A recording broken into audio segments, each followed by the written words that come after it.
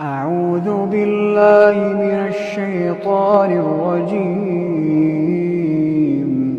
الله يبدأ الخلق ثم يعيده ثم إليه ترجعون. ويوم تقوم الساعة يبلس المجرمون ولم يكن لهم من شركائهم شفعاء وكانوا بشركائهم كافرين. ويوم تقوم الساعة يومئذ يتفرقون.